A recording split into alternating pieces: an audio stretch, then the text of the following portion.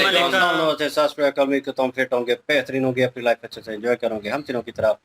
देवों के देव महादेव एपिसोड है जी 257 और पार्ट 1 है। लाइक शेयर सब्सक्राइब कर दें। स्ट्रेट चलते हैं वीडियो की तरफ। मेरा नाम है मलिक सकलानी बालोर, मेरे साथ हैं Rana Mohammad Ali, Mohammad Sameer Khokhar. So guys, let's start. आपको कैसे पता चला कि हम कांटों पे पैर रखने वाले थे? माता पिता को अपनी संतान पे आने वाले संकट की अनुभूति हो जाती है। नहीं, हमें पता है, आप हमें देख सकते थे। आप त्रिकालदर्शी हैं। ये किसने कहा तुमसे? माँ ने।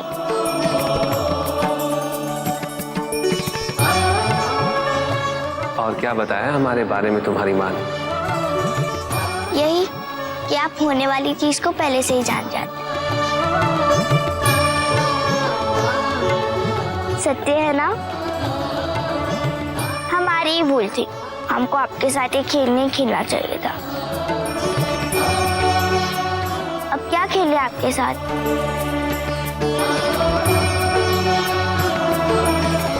नंदी जी, सारे गंजी और सारे प्रीत जी, चलिए हमारे साथ। कोई और खेल सोचना पड़ेगा। जल्दी चलिए।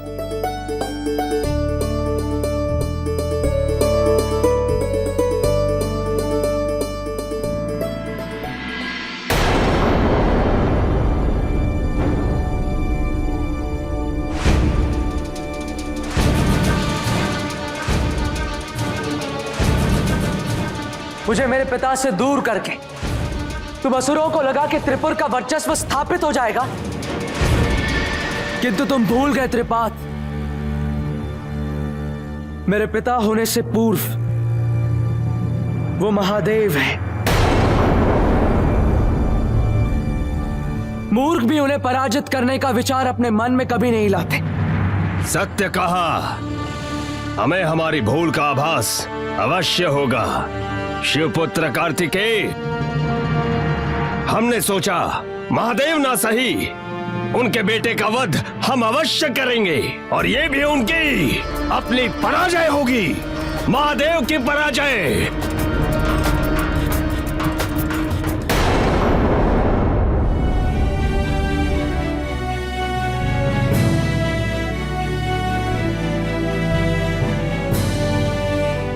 पार्वती,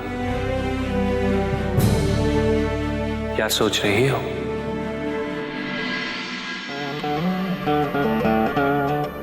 हम कार्तिकेय के साथ भी इसी प्रकार से खेलना चाहते थे, उसके बालपन को उसके साथ जीना चाहते थे।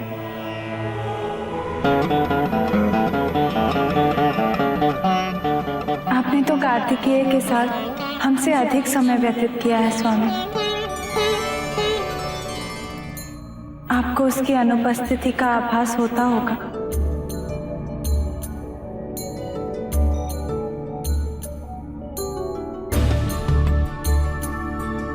जानती हो पार्वती, दक्षिण में हमारे पुत्र कार्तिकेय को सेनापति मुर्गन के नाम से संबोधित किया जाता है।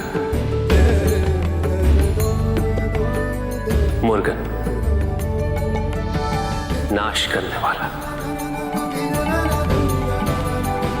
एक रक्षक। और आज असुर त्रिपात से युद्ध हेतु वो दक्षिण की सेना का नेतृत्व कर रहा है। अपने पुत्र को आशीर्वाद दो पार्वती।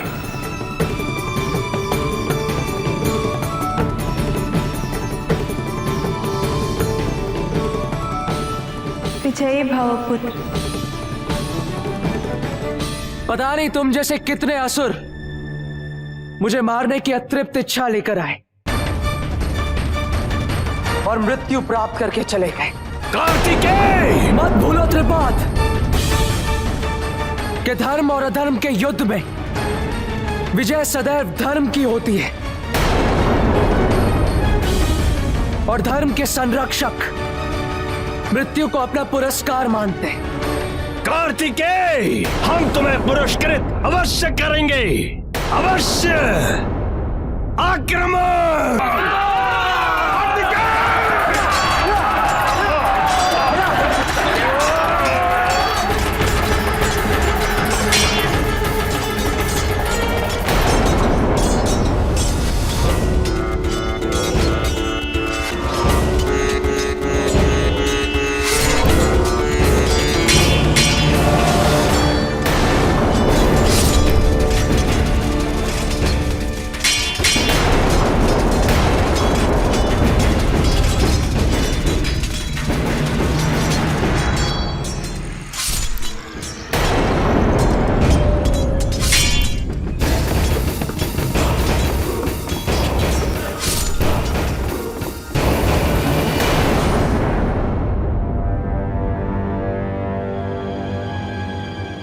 महाराज, महाराज आप ऐसे निराश क्यों बैठे हैं? दक्षिण में त्रिपाद ने आक्रमण कर दिया है और वो मोर्चा अभी भी सक्रिय है। वो मोर्चा भी हम हार जाएंगे।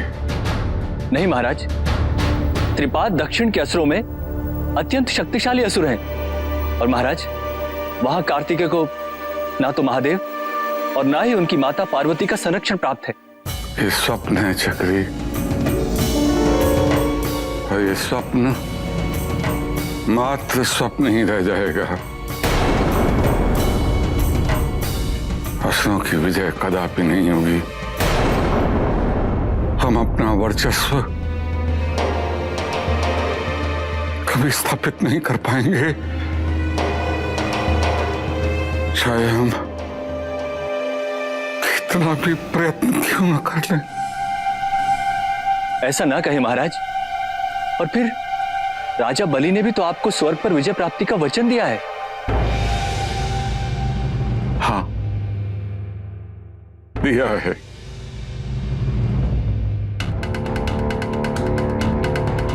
उचित समय आने पर।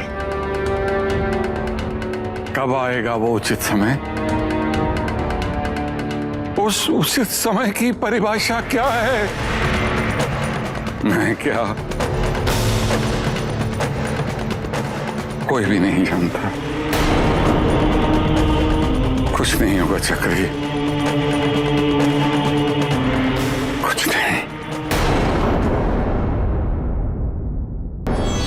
प्रभु, कन्या का आगमन सारी सृष्टि के लिए अति सुखद तथा सौभाग्यपूर्ण सिद्ध हुआ है। त्रिपुर का विनाश हुआ, धर्म की विजय हुई।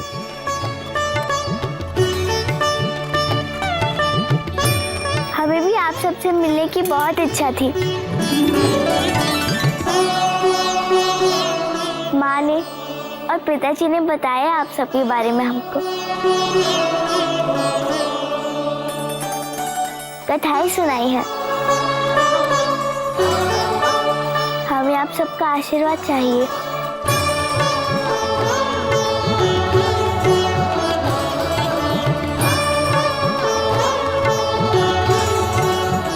महादेव, आपको किसी एक परिभाषा से परिभाषित करना किसी के लिए संभव नहीं है, किंतु क्या मैं आपको आज से अत्यंत प्रेम व आदर से त्रिपुरारी के नाम से संबोधित कर सकता हूं?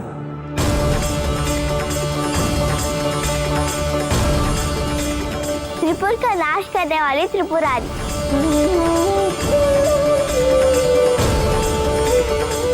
बिल्कुल सही अर्थ समझा है तुमने अशोक सुंदरी।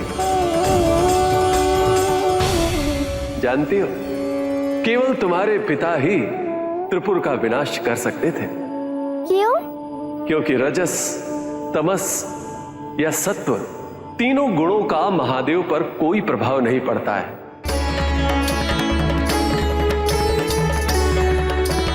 वो इनसे ऊपर है।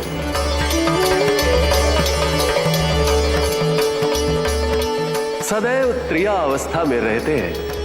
ऐसा कुछ भी नहीं है, कोई भी नहीं है जो महादेव को पराजित कर सके।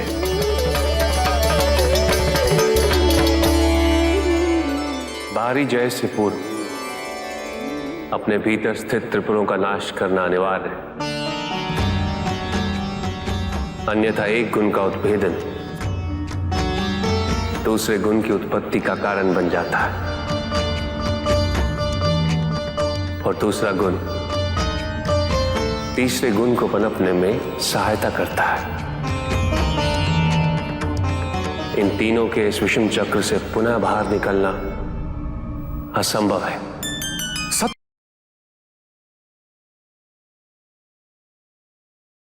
जी गाइस, और प्यार मोहब्बत कर रहे थे अपनी पुत्री के साथ, अशोक सुंदरी के साथ। तो जो है वो अब उनको क्योंकि पता चल चुका है कि अब ये छपन छपाई जो है वो नहीं, इनको सारा कुछ पता चल जाता है और वो खेल जो है वो बेकार हो चुका है। तो वो त्रिकाल जो दृष्टि है उनके पास और वो सब कुछ देख सकते हैं, तो इसलिए जो है उनसे छुपना जो है नामुमकिन है।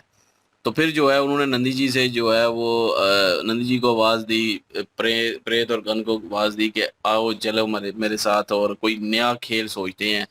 ये तो मतलब एक किस्म का फेल हो चुका है ये खेल, कोई और खेल सोचते हैं और फिर खेलेंगे आके। तो उसके बाद जो है वो दूसरी साइड पे जो है अपना क्या नाम है कार्तिकेय और वो असुर त्रिपाद जो है उनकी आपस में जो है वो युद्ध जो है शुरू होने वाला था और वो आपस में वार्तालाप कर रहे थे और वो बता रहे थे कि वो मेरे पिता होने से पहले जो है वो महादेव हैं और महादेव के बारे में अगर कोई बुरे विचार रखता भी है तो सोचना पड़ता है उसको अपने दिल में लाने के लिए भी, उनको हराने के लिए। तो तुम जो है वो ये मूर्खता कर रहे हो और लेकिन वो जो है वो अड़ा हुआ है इसी बात पे, ही कह रहा है कि नहीं मैंने जो है शिव पुत्र का वध करना है और मैं करके रहूँगा, मतलब बड़ी बड़ी छोड़ रहा है जो असुर है। लेकिन वहाँ पे जो है वो अपना युद्ध शुरू हो चुका है और अब फाइट जारी है, अभी तो जारी है, अभी तक जो है वो समाप्त नहीं हुई, लेकिन एक बार जो है वो त्रिपाद को भी लग चुका है और साथ जो है उनके वो दक्षिण की जो राजकुमारी हैं वो भी उनके साथ मिलके लड़ रही हैं उधर ही मैदान में। तो वो तो अभी तक जारी है। लेकिन दूसरी साइड पे देखें तो असुर जो क्या नाम है उसका जो पितामह है इनका असुरों का, तो वो जो है वो परेशान बैठा हुआ है, एक किस्म की हार के बैठा हुआ है सारी। वो कहते हैं ना कि कश्तियां जला के जो है वो बैठ जाना और ख़त्म करके, मतलब कोई उम्मीद नहीं उसको नज़र आ रही कहीं से, क्योंकि उसका पुत्र भी गया, चारों पोत्र भी गए और अब वो जो है बैठा हुआ है सुकून से। और हालांकि अपनी वजह से ही लुटाया इसने, अपने जो अंदर जो इसके गंदगी भरी हुई थी वो जो है सोच जो है उसकी वजह से वो सारा कुछ हार चुका है। हालांकि उसके तीनों पुत्र सीधे रास्ते पे आ चुके थे, लेकिन इसने फिर से जो है चालाकी से अपनी तरफ करके उनको भी मरवा दिया है। और लेकिन अब जो है सुध-बुध बैठा हुआ है और कह रहा है कि वो भी हार जाएंगे और इसको यकीन ही नहीं, अब कोई उम्मीद ही नहीं है इसको लगी हुई। कहता है कि असुरों का कोई भी कुछ नहीं हो सकता, असुर जो है वो अब कभी भी वो अपना वकार वो अपने शान शौकत वो वापस नहीं ला सकते अब। और वो जो है वो एक किस्म का चक्री जो है उसको हौसले दे रहा है, लेकिन वो किसी हौसले में नहीं आ रहा और उसका इलाज है, यही इलाज है। और उसका इसलिए हम हंस भी रहे थे बीच में कि इसका तो अच्छा खासा इलाज हुआ है। और बाकी जो है विष्णु जी और सब इकट्ठे हैं, उनके बारे में बताएंगे हमारे सकलैन भाई। समीर भाई बताएं। कैलाश पर्वत पर आए हुए हैं जी सब और अशोक सुंदरी जो हैं उनकी आने की खुशी मनाई जा रही है और सब आए हैं जी उनको आशीर्वाद देने के लिए। और यहाँ पे आशीर्वाद भी दिया गया और यही कहा गया है कि देव ऋषि नारद जो हैं बता रही हैं कि इनका जन्म लेना एक कह लीजिए कि संसार के लिए बड़ा ही शुभ साबित हुआ है। तो वाकई ये सही बात है कि असुर जो थे उनका अधर्म भी खत्म हुआ, उनका भी विनाश हुआ। शुक्राचार्य जी जो गुरु है ना असुरों के, वो महाराज को समझाते रहे हैं, लेकिन महाराज ने नहीं समझा और अपना सब कुछ खो बैठा है अधर्म करके। शुक्राचार्य जी यही कहते रहे हैं कि अगर हम अधर्म ना करते और धर्म के रास्ते पे चलते, सीधे रास्ते पे चलते, तो हमें हमारी जो कह लीजिए कि एक ख्वाहिश थी, एक विश थी, वो पूरी हो सकती थी। हमें वो इज्जत और एहतराम एक अलग से मिल सकता था जिस तरह से असुर चाहते हैं। लेकिन ये अधर्म करके अपने प्रतिशोध को लेकर, अपने प्रतिशोध की अग्नि को लेकर ये जब इसने ये सारा प्लान किया है, तो उसमें जो इसके पास था वो भी खो बैठा है। अब इतना मायूस हुआ बैठा है कि चक्री कह रहा है कि राजा बलि जो है उन्होंने भी तो वादा किया हुआ है ना कि वो स्वर्ग दिलवाने में हमारी सहायता करेंगे और देवताओं को पराजय करने में भी हमारा साथ देंगे। तो यहाँ पे उसको लग रहा है कि ये एक सपना ही है, कह रहा है कि ये एक ख्वाब की तरह ही है, ये भी ख्वाब भी टूट जाएगा। दूसरी साइड पर कार्तिकेय कुमार के साथ जो असुर का युद्ध हो रहा है उसमें भी यही कह रहे हैं महाराज के यार मुझे नहीं लगता कि हम जीतेंगे। वो यही कह रहे हैं कि हमें लगता है कि हम वो युद्ध भी हार जाएंगे, क्योंकि कार्तिकेय कुमार जो हैं बिल्कुल उनके अंदर जो शंकाएं थी वो सारी दूर हो चुकी हैं। उनको पता चल गया कि युद्ध जो होता है ये अधर्म और धर्म के लिए किया जाता है। यहाँ पे उन्होंने यही कहा है कि धर्म और अधर्म का जब भी युद्ध होता है तो उसमें जीत हमेशा धर्म की ही होती है। और उन्होंने ये भी कहा कि शिव जी जो हैं वो मेरे पिता होने से पहले महादेव हैं और कोई मूर्ख ही होगा जो उनके बारे में इस तरह की सोच रखे कि वो उनको पराजय करना चाहता है। उनको तो कोई सोच कर भी पराजय नहीं कर सकता। यहाँ पे असुर जो है उसने यही कहा, उसने कहा है कि हम आपको पराजय करेंगे, अगर आपका वध करती हैं, आपको पराजय करके तो इसमें भी शिव जी की ही पराजय होगी। इस चीज को लेकर अभी भी असुर जो है वो प्रयास अपनी तरफ से पूरा कर रहे हैं। बिल्कुल जी। और देखते हैं शिव जी के पास सारे जो है वो प्रकट हुए हैं और एक किस्म की तारीफ ही कर रहे हैं। ब्रह्मा जी भी हैं, विष्णु जी भी हैं, और ये है कि ये पता चलेगा कि किस तरह कार्तिकेय जो है उनको हरा के आते हैं, और वो प्लान भी असुरों का नाकाम रहेगा। गलतियां उनकी अपनी थी और अब वो भुगत रहे हैं। अब वो उनसे क्षमा मांगते हैं, या वो जिस क्या नाम है गए थे वहाँ पे, क्या नाम था उनका, दक्षिण जिससे सहायता मांगने गए थे ये राजा तारकासुर के बलि। तो उन्होंने भी अभी अभी लास्ट स्टेप इनका वो रहता है, वो जो देवों पे इन्होंने हमला करना है, स्वर्ग लोक पे। तो वो सिचुएशन भी देखने लायक होगी कि उसको अभी भी इनके पास वक्त है, तारकासुर के पिता के पास, कि वो क्षमा मांग सकते हैं शिव जी से, और ये आखिरी प्लान जो है देवों पे हमला करने वाला उसको रोक सकते हैं, क्योंकि बाकी सारा तो उनको जो है वो मात हो चुकी है, और अब उनके पास बचा कुछ नहीं है, खाली हाथ जिस तरह बैठा हुआ था साफ पता चल रहा था।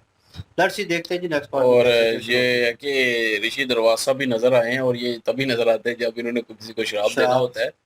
तो बाकी वो अब देखते हैं किसको श्राप मिलने वाला है, वो तो आगे पता चलेगा। लेकिन ये है कि सेनापति मुर्गन के नाम से जो है वो जाना जाते हैं अब कार्तिकेय वहां पे, और उन्होंने मुर्गन का बताया विनाश करने वाला।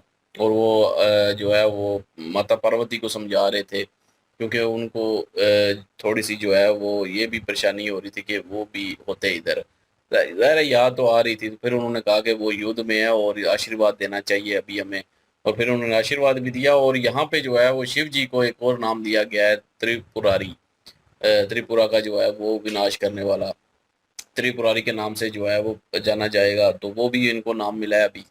तो आगे चलते हैं जी, अभी देखते हैं ऋषि दुर्वासा जो है वो क्या करते हैं। अब इंद्रदेव को श्राप देंगे मेरे ख्याल में। लेट्स सी जी, चलते हैं नेक्स्ट पार्ट पे। लाइक शेयर सब्सक्राइब कर दीजिएगा। इंशाल्लाह मिलते हैं नेक्स्ट वीडियो में। अपना क्या रखिएगा, वो हमें याद रखिएगा। तब तक के लिए अल्लाह हाफिज, पीस।